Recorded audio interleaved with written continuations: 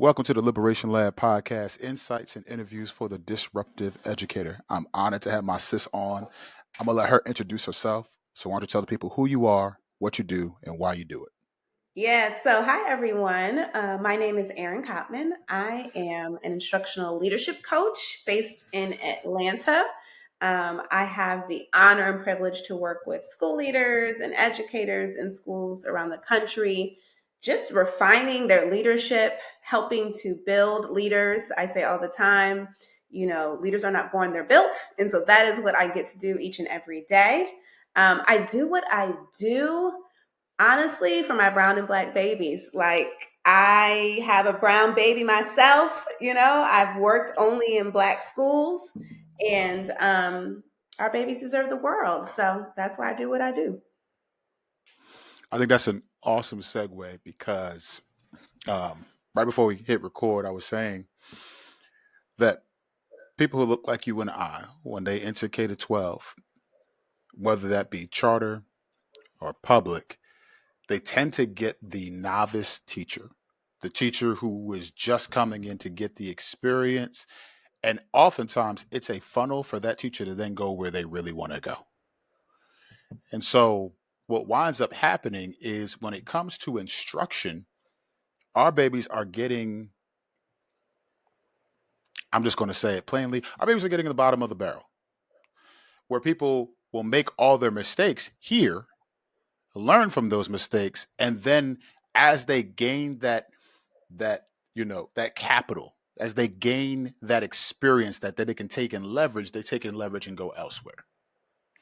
And so in the process, right, you know, year 2 point whatever as an administrator, like I see how there's so much talk about behaviors and this and that. And I'm like, but usually if you just dig a little deeper, you'll find that behaviors are stemming from a lack of instructional excellence. Yep. And so I'm queuing this up for you because I want to ask you, right? Um, one, and I know the answer, but just go into it. It is it how do we frame this issue of instructional or a lack of instructional excellence for our babies under the auspices of equity? Do you see this as an equity issue? And just talk to us about your experience with that. Yeah, absolutely. So it's interesting that you bring up like our schools typically being the starting point, right? So I was a TFA alum, right? So I did TFA, right? And I was like, I'm the outside TFA story. So I did TFA and was at my placement school for 15 years. That does not, like, you don't do that, right? Everyone else like went on to law school, medical school, policy, whatever, right? Like, it was a literal stepping stone, right? So what you're saying is 1,000% true. It's definitely falls under the equity issue because let's be clear, everything in your school building starts with the leader. And so if you have a leader, one, who doesn't have instructional excellence, and if we're being really honest, there are leaders who maybe can drive relationships and culture, but they don't understand instruction. And my thing is, if you don't understand instruction, I need you at least to have the people around you who do, at the minimum, right? So if you don't have a leader, one, who values and is an instructional leader, I often, will say, that's why I make the point of saying I'm an instructional leadership coach, right? Because I am for the person that wants to be instructionally sound, right? And know what rigor looks like, know what good instruction looks like, and has a high bar for students, all students, right? And so the equity issue comes in when you, as the leader, are not holding the bar high for what kids can do. And it's in little things like, right, if you're planning a science fair and you got, maybe you've got people who report to you, your AP of science is telling you, well, here are the options for projects, and you see stuff that isn't rigorous for third grade.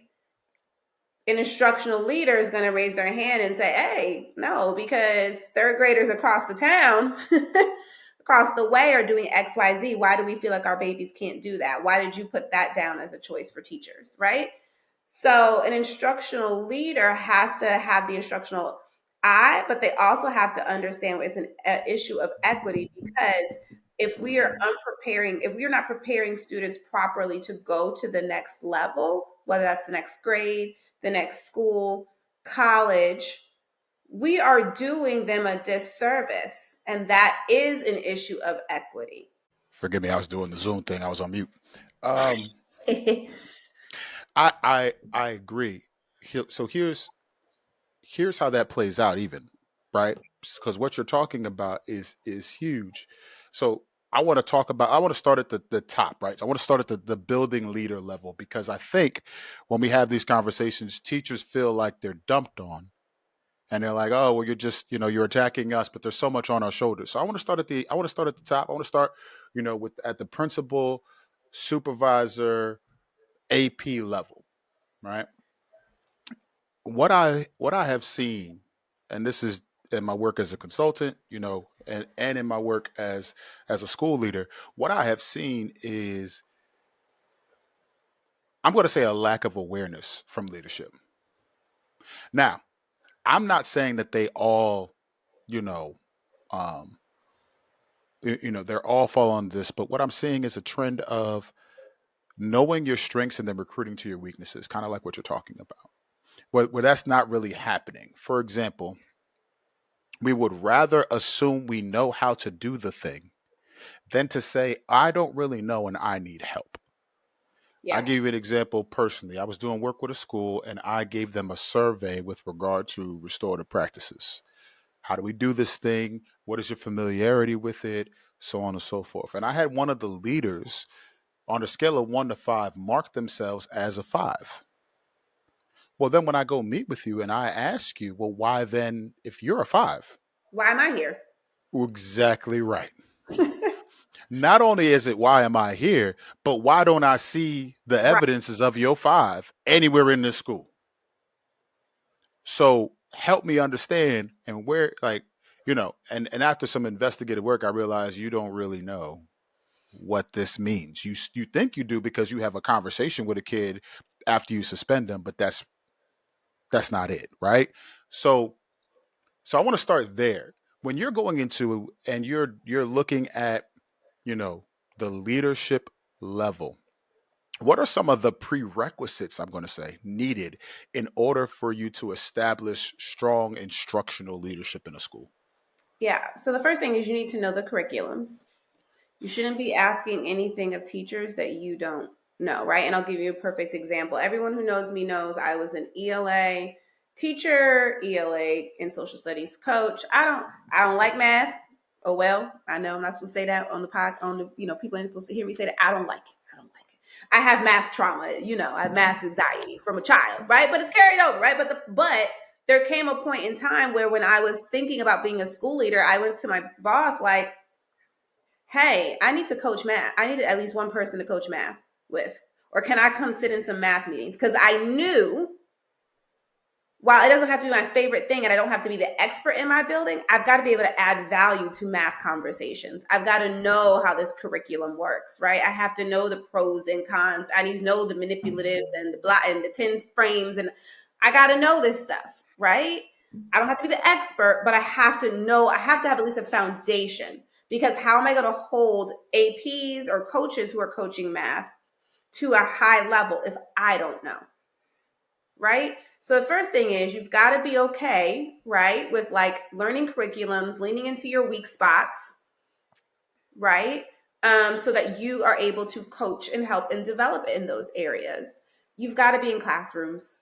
Get out your office. You got to be in classrooms. You have to have boots on the ground. You have to understand, right? Because we all know, right, that these curriculums say one thing, and then in practice, sometimes that's not how that actually works out, right? And so that's a fast way to lose credibility with your teachers when you're saying like, oh, well, the curriculum says do X, Y, Z, and they're trying to tell you, yeah, but that's not how it plays out, and you don't have any frame of reference, right? Mm-hmm. Um, teach, sub a class, teach. Um, you're observing, co-teach with a teacher. Like, get in the keep your instructional practices like fresh. Um, I would say the other thing is you've got to know and have a really clear vision of what instructional excellence looks like at your school. So, is that if you're a project-based learning school, what does that look like? Right? What is the model for that? What does that look like? What does it feel like? What are teachers doing? What are students doing? What are parents like? What does it look like? I think part of the problem is sometimes we don't have a really clear vision of what strong instruction looks like at each grade level in each subject. And so I think that's part of the problem. And then leaders get overwhelmed because they know it's not right, but they don't have a vision that's like leading them in any sort of way. And I would also say it's important as an instructional leader that you create a culture of learning. So I have a client right now that is deep in the work of implementing science of reading, and they are literally training. And how this works is their leaders across all three schools are out of the building 3 days a month getting trained. Hmm. Because if we're being honest, if I'm a middle school AP, I'm like phoneme what, right? Possibly. So, but in order for them to be able to turnkey and train their teachers, they have to know it. So they're spending time learning that, Yeah. Yeah.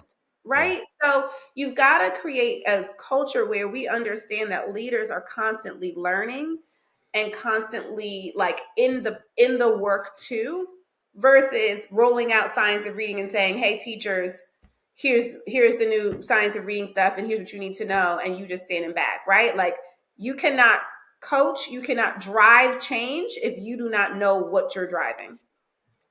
100%. And you'll know those indicators by where people really spend their time when it all shakes out, right? So part of the struggle, I think, on both ends for me, as I hear that, is I agree with it 100%. You're not going to get any rebuttal from me. And when I see it play out, sometimes the culture and climate issues affect the instructional issues, but you won't get the culture and climate issues fixed until you get the instructional issues fixed. And so it becomes this vicious cycle where I'm going to use an example, right? If I go into a classroom, okay, and we have deficits in terms of, teachers leaving the profession, right? Mhm. We got I've been scouring for candidates at certain positions in my building. Mhm. Scouring. I'm on that thing all the time. Um, and I know that the behaviors that I'm seeing in a certain class is because the teacher in there isn't strong. Right. And I've done the requisite work to provide that teacher with training, to pull them out and to put them into another classroom where I know excellent instruction is happening, and saying, here are the things that I really need you to look for. Look at how this teacher does this and this. Look at the cooperative learning opportunities, because that's the one thing I need from you. I don't anything else we can work on some, but the primary thing I need you to do is to look at this cooperative learning strategies that she is using and pointing them out, and I can hand you those keys and then go back into your classroom, right? Yeah. Like, we've been using the see it, name it, do it protocol, right? So I've been going in. Now I see it, I name it, right, and I'm like, I'm gonna come back in a week. I want to see if you're gonna do it, and Ain't no do it's it. you know it ain't happening, right? Yeah. And, Yeah. and so and so in that space, it becomes this vicious cycle where I know that the my vision for the school that I am serving is is not that we're just better than the rest of the schools in the district, is Right. that we are actually providing high quality instruction that sets the bar for what other schools want to look at. Yeah. That's my vision. To do that, there's a lot of components, and I'm noticing that there's trends of uh, I'm going to say laziness, or there's trends of um, sorry, there's trends of laziness, there's trends of um, I'm going to use the word resistance, Mm. and it's not entirely their fault, because when you get pulled into, and this is where my question is coming from, when you get pulled into a situation, you realize very quickly that you're kind of thrown into a middle of a story that's been ongoing. And Yeah, if the initiatives have been, we're going to do this thing, that thing fails, we don't monitor that thing, now we're going to do a new thing, that thing fails, we don't monitor it, and then we're going to do a new thing. What teachers begin to do is, I'm checked out, I'm not doing anything, because you're going to pick up and do a new thing anyway. Before I even get a chance to be proficient in one, you're going to throw me another.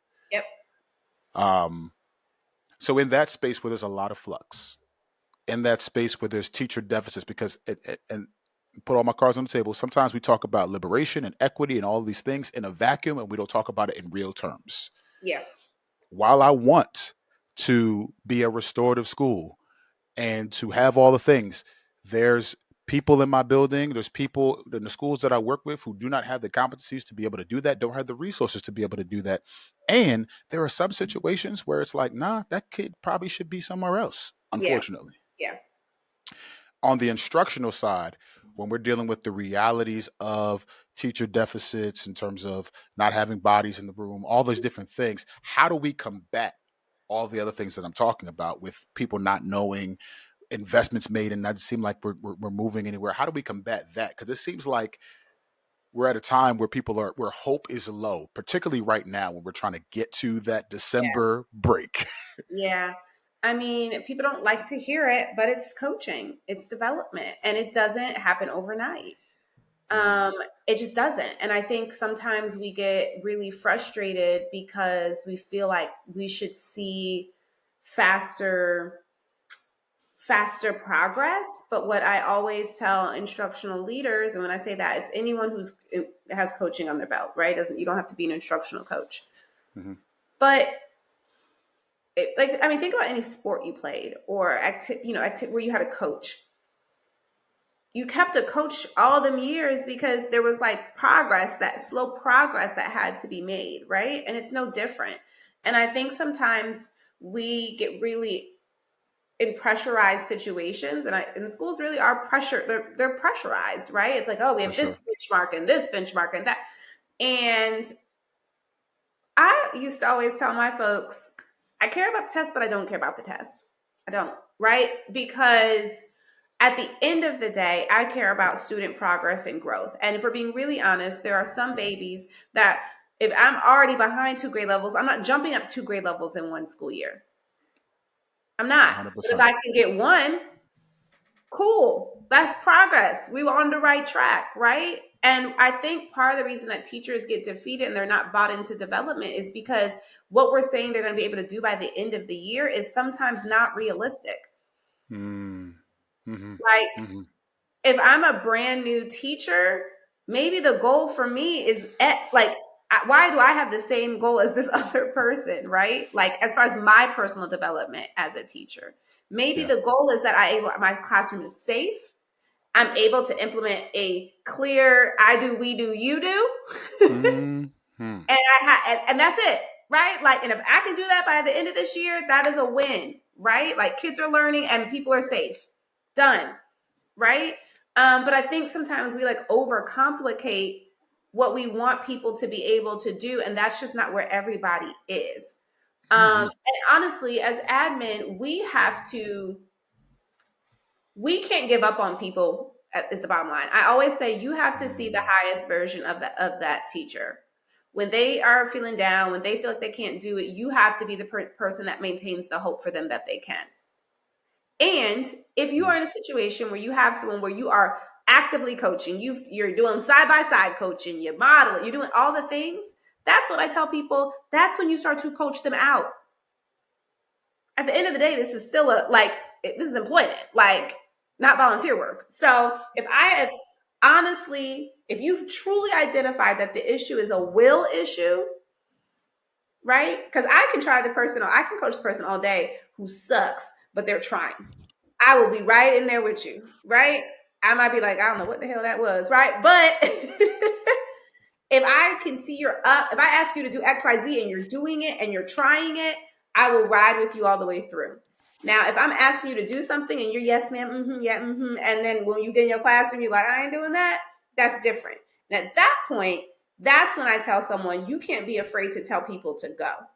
And I get, and there's ways to do it. So if HR tells you you need to put them on a PIP and you need to start the process, you do what you got to do. And I get every school is different, but it's also not an equitable experience to let somebody sit in a classroom and teach kids and kids aren't learning.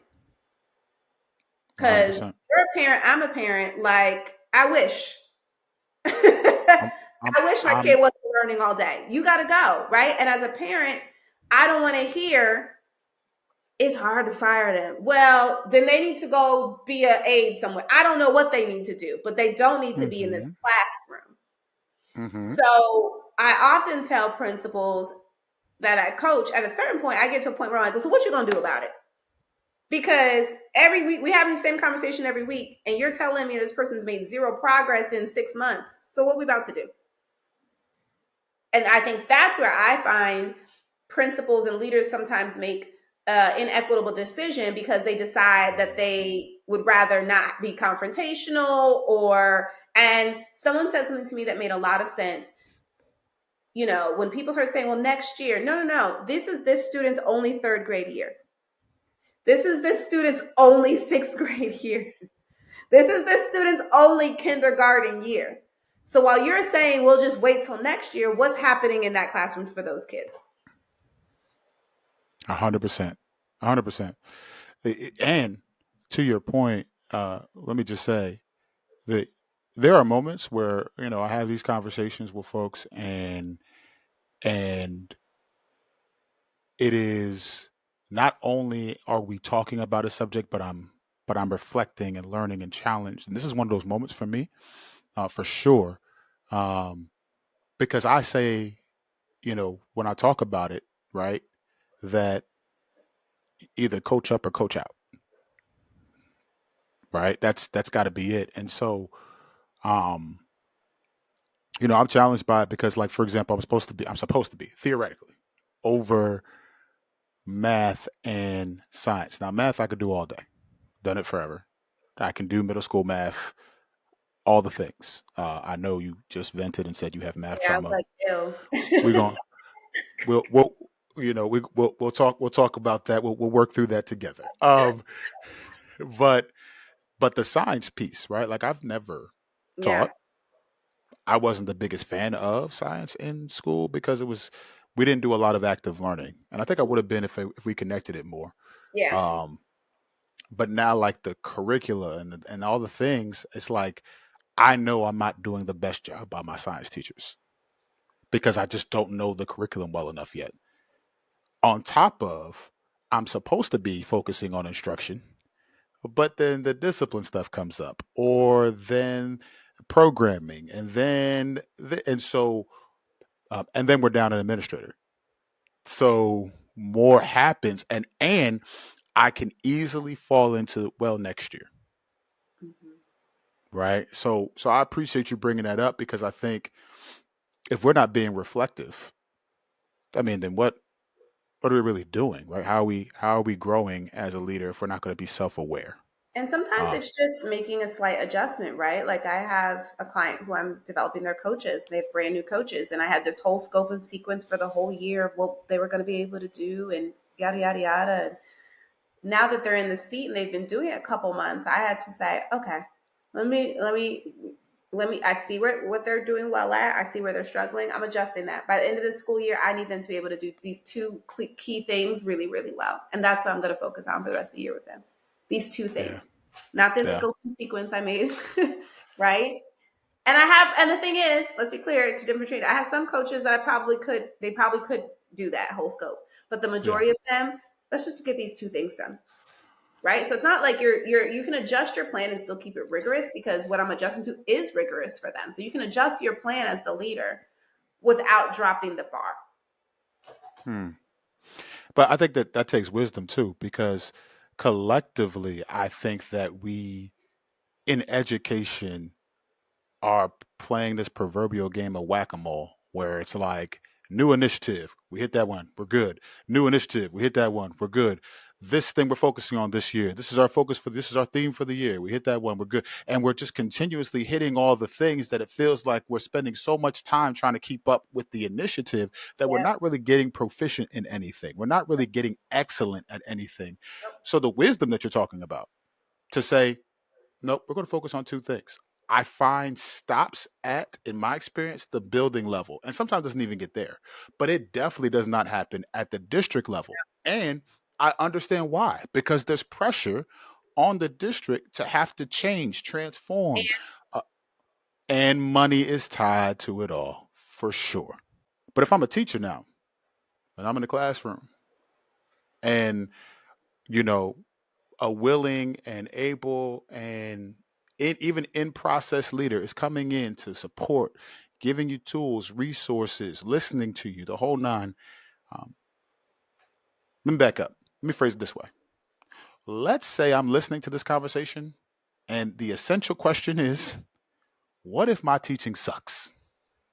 What if I'm not connecting with the students? What if I'm not getting them to a learning goal? And what if I'm making excuses like outside influences? Mhm. Uh, these kids can't. Mhm. What if I'm doing that in the process and I can logically make that connection in my head, even though I'm making broad generalities about every single black and brown student that because that's what I'm focused on, black and brown student in front of me. I'm saying, oh, they must come from this type of family because they're not learning and I'm doing all the things right. Like, what if I'm that teacher and my teaching really sucks and I'm just not aware? How do I snap out of that and get on the path to growth? I mean, I think that's when you have to have a really critical conversation as a leader. Hmm. Sometimes, see, people make comments like that and people don't say anything, right? So when I'm in a data meeting with you and we're looking at data and you keep saying, making, well, they and that, all right, let's pause the conversation. Is this acceptable for your child? Is this acceptable for your niece? If your niece's teacher was saying, well, she did, right, your cousin, whatever, like that's the typical way that I reframe stuff like that for people because because the reality is no, it's not, right? So why is a teacher who doesn't have belief in their students acceptable? And so, and Yeah. it's, I know that's an uncomfortable thing to have to sometimes say to people, but that to Yeah. me is the only way that you to address that sort of mindset is head on. Hmm. Yeah. Right? When you said, I had someone the other day just literally telling me a story of another principal who said they didn't want to take a kid from their school. And she was like, I just was so bothered. And I was like, you know what? She's like, I said something to him directly. Like, why not? Because your perception is that kids from my school are bad. And this is a black man. You know what I'm saying? Like, it's not right. So you've got to call stuff like that head on Yeah. because otherwise you're allowing that person to let that fester and it shows up in how what in the worksheets they put in front of kids in the lessons that they plan or do not plan for kids. And you also have to tell people straight up, here's where your teaching falls. And you have the option. Either we can you can work on this mindset and I got you and we're going to coach and we're going to get this skill piece together. But the mindset piece, you got to decide that like in or out. And I feel like as a school leader, that should be non-negotiable. For sure. Yeah. That what I hear a lot from school leaders is if I let them go, I don't have someone to replace them. And I get that. That's real. But are we going to subject kids to being around? Because think about it, your kid is with your teacher more than during the week than they're with you. Hmm. Right? So we're going to subject your kid to a teacher who doesn't believe that they can be anything in this world they want to be. Right? That Because you don't have a body to put in the classroom. Because that's what you got in there right now is just a body anyway. Is that, So it's right. all very complicated things. But like if we are saying that like to me, that's just like the bottom of that's the foundation. If you don't believe kids can do anything they want to do, then I'm not sure why you're here. Like, so if we So don't that, have that in common, because that's the thing that you always try and re-ground people in, right? When you're like pushing a new initiative, when you've got, an ask, the thing you're supposed to be able to ground everyone in is we're doing what's best for kids. yeah, So if that's not there, you can't be on my staff. You yeah, just can't be. yeah. Those are real conversations that I think have to happen across the board. And I think even now where I'm at, those are some conversations that I gotta have, right? Where I I have seen, I'm going to say in my experience to broaden things here.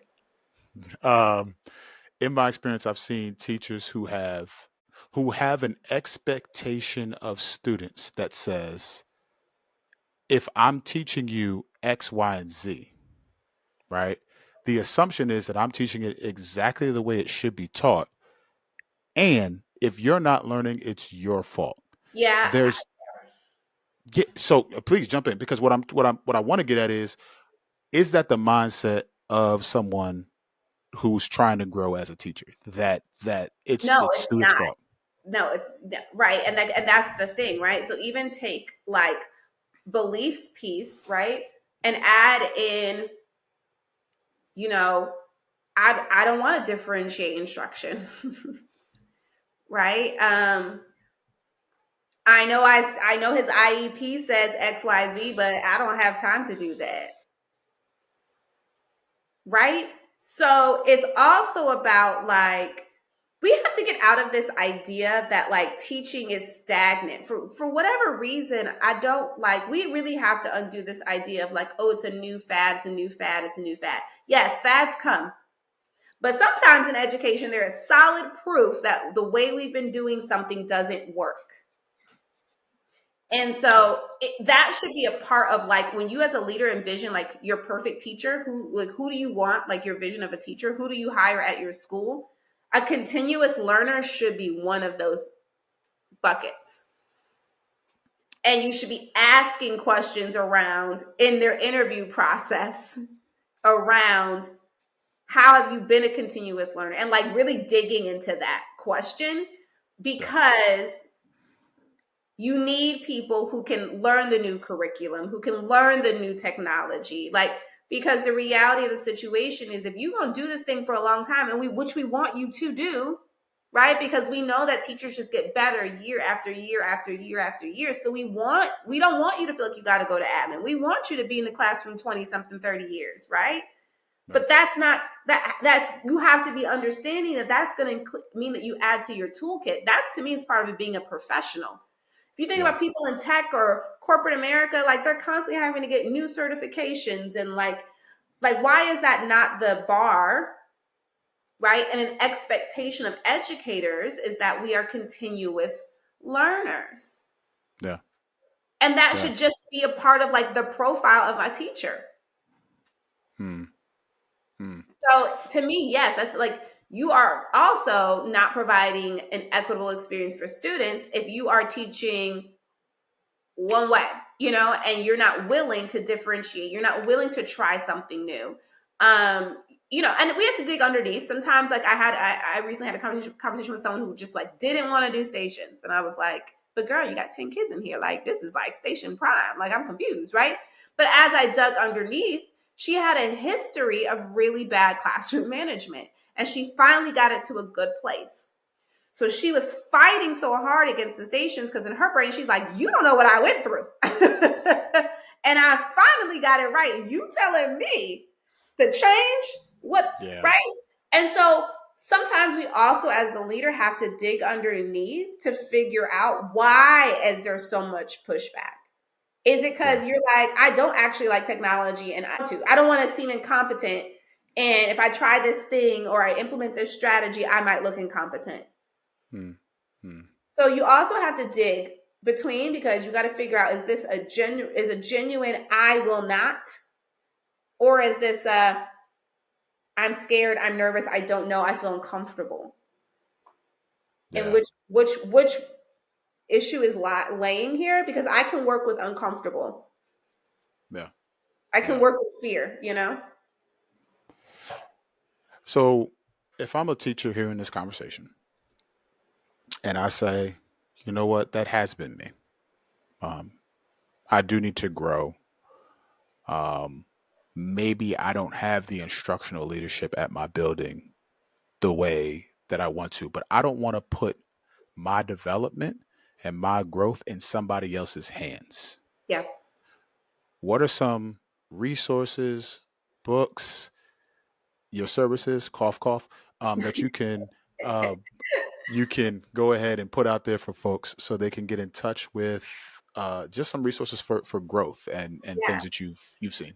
Yeah. So I think I say all the time, one of the amazing things that came from all of us being home for a couple years was just the boom of like online resources and instruction and coaching and development.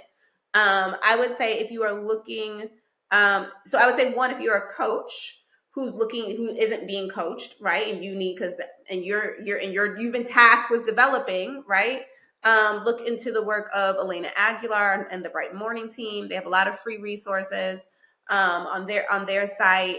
Good stuff that you can work through.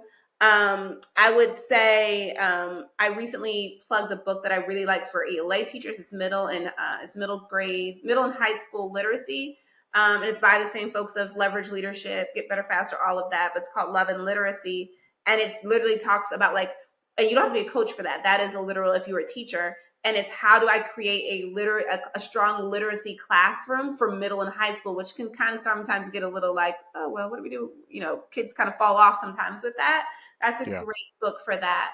I would say, as far as there's a ton of online folks who are like, influencing, consulting, who have great products. I right now am doing actually for this exact reason, am doing a service on demand coaching. It's like, you got a question, you need help with something, I got you. And so I'm running that special right now just for folks who really do need some support and help, and sometimes just a thought partner, but don't have that available to them. And so that's something I'm running. It's on my website that you can access that. I would say I have learned a ton, honestly, just through listening through podcasts and Hmm. like NPR every so often will have like some really dope, like up to date educational pieces to listen to. Um, and also, y'all get involved in whatever you got going on locally, right? So if you're, if you work in charter world, like go find your state charter organization, get involved there. There are just a ton of options out there. You just got to really decide that you want to start kind of like feeding yourself Hmm. um, that knowledge. And I think the other biggest thing I would say for a teacher who's just trying to figure it out is like get into your data, because your data is going to be like the biggest teacher really of it all, because you can do all this reading and books and all that, but if you're not able to dissect what's actually happening in your classroom, Hmm. you're gonna have it's gonna be hard to apply what you're learning, right? So looking at your academic data, looking at your behavior data, get some like anecdotal data from your students, like what are you enjoying about my class, what are you not, what should I, kids will tell you, what should I keep doing, right? Like check in with parents, like gather as much data so you have a landscape of what's happening in your classroom, so you know where you want to grow, and pick like one thing for the remainder of the year, right? One thing, and just really learn as much as you can about that one thing and bring it back to your classroom and actually apply it. And that's how you build your own culture of like constant learning and trying and that's the only way you'll figure out what works and doesn't. But just like pick one thing and let that be the thing that you kind of really try to implement and internalize as an instructor and bring it to your classroom. Agree, affirm so much of that. Um, I think that there is, I've learned if you're willing to go after it, there are resources out there. Um, and we'll put all that stuff in the show notes, those recommendations as well. Um, how can folks get in touch with you, follow your work, and support you? Yeah, so I keep it real simple. So my website is erincottman.com. That's two N's in Erinn. My Instagram is at Erinn, Erinn Cottman. Um, yeah, both of those are the easiest ways to get in touch with me. If you have questions, I'm pretty open to DMs. So, if you have questions, thoughts, things you want to chat more after you listen to this, feel free to shoot me a DM or head over to my website and you can email me from there. I envision a place, a world, and a system where teachers are constantly learning and that leaders are like pushing that development. And so whatever I can do to help folks get that going, I'm all about. Well, you're much appreciated. Thank you for your work. Again, this is an issue of equity. This is an issue of what our babies deserve. And I hope that all of the Liberation Lab community hears that our babies deserve high quality instruction. And when I say that, sometimes we kind of just say jargon and we kind of forget what that really means. That teaching and learning should be happening every day. I think her name is Miss Lacey Robinson. I think she's the president or CEO of Unbound Ed. She said, "Equity is in the details of teaching and learning." I love that quote, and I hope that our listeners are taking that with them so we can grow together. So thank you for your time, sis, and thank you for your work. Absolutely. Thank you for having me.